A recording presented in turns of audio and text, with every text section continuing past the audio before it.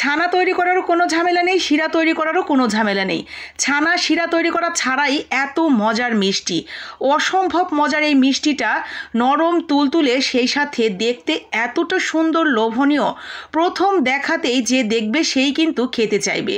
খাওয়ার পরে একটা খেয়ে কিছুতেই মন ভরবে না, মনে হবে যেন টুক করে আরেকটা নিয়েই নেই, পরে যদি আবার ভাগে না পাই। চলেন দেখি কিভাবে তৈরি করেছিলাম।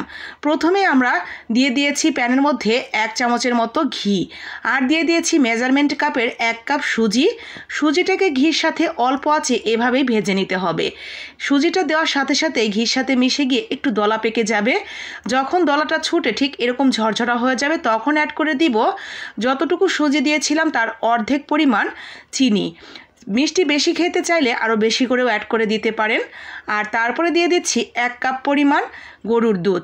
পাউডার দুধ গুলিয়েও দেওয়া যেতে পারে, যেটা হাতের কাছে থাকবে সেটাই দিবেন। ফ্লেভারের জন্য একটু এলাচ এবং দিয়ে দিয়েছি স্বাদ মতো লবণ। এখন এইভাবেই অল্প আছে আমরা সুন্দর করে সুজিটাকে রান্না করে নেব।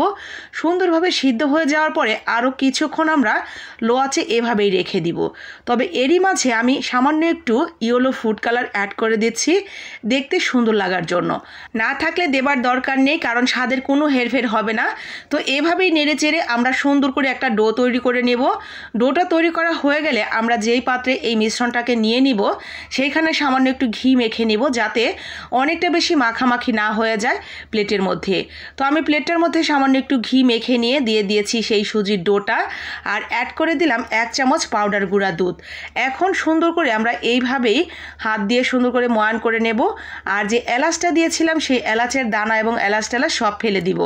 তো এই তো রেডি হয়ে গেছে। এখন আমরা সুন্দর করে গোল গোল করে শেপ দিয়ে নিব। যে কোনো শেপেই তৈরি করা যাবে, তবে আজকে আমি মিষ্টিটা গোল শেপেই তৈরি করে নিচ্ছি। একই সাইজের করে সবগুলো আমি ঠিক এইভাবে তৈরি করে নিয়েছি। তৈরি করা হয়ে গেলে এগুলো আমরা দিয়ে দিব একটা জালিযুক্ত পাত্রের মধ্যে। তো আর এইখানে আমি অল্প একটু গুঁড়া দুধ নিয়েছি, সাথে অল্প একটু ঘি দিয়ে ইনস্ট্যান্ট মাওয়া তৈরি করে নিলাম। মাওয়াটা এক সাইডে রেখে দিচ্ছি। আর এই দিকে সেই মিষ্টিগুলো আমরা একটু ভাপ দিয়ে নিব 3 থেকে 4 মিনিট। সিদ্ধ করার পরও কেন ভাপ দিচ্ছি, এটা অনেকেরই প্রশ্ন থাকতে পারে। সামান্য একটু ভাপ দিয়ে নিলে এটা আরেকটু রাবারি এবং স্টিকি এবং সুন্দর নরম তুলতুলে বেশি হয়ে যাবে, খেতে ভালো লাগবে। তো 3-4 মিনিট সিদ্ধ করে নিয়ে আমরা ঠান্ডা করে নিয়েছি। এখন সেই ইনস্ট্যান্ট মাওয়াটার মধ্যে সুন্দর করে গড়িয়ে নিলেই কিন্তু রেডি হয়ে যাবে অসম্ভব মজার এবং লোভনীয় দেখতে মিষ্টি।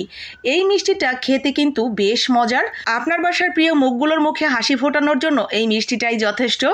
রাখতে পারেন অতিথি আপ্যায়নেও, সবাই খুবই পছন্দ করবে আশা করি। যদি ভালো লেগে থাকে অবশ্যই বানাবেন, আর সেই সাথে বাকি আপু ভাইয়ারাও যাতে বানাতে পারে তার জন্য টুক করে একটা লাইক কমেন্ট করে শেয়ার করে দিবেন। যেমন নরম তুলতুলে তেমনই ঘির ফ্লেভার সব কিছু মিলিয়ে দারুণ একটা টেস্টি মিষ্টি হয়েছে। আজকের মতো এখানেই। আসসালামু আলাইকুম।